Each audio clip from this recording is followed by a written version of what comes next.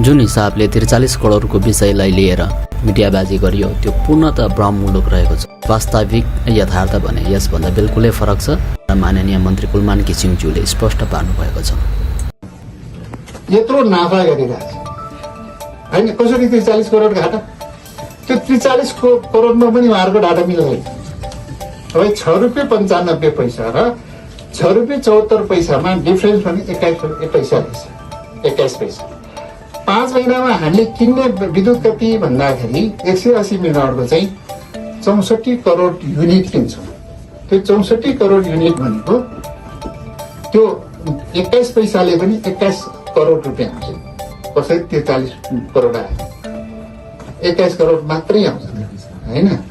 र अर्को कुरा के हो भने यो चाहिँ जुन हामीले गरौँ, उहाँले अघि भनिसक्नु भएको छ, यो कन्ट्र्याक्टमा कति 41 करोड डिफरेन्समा दिनुभयो।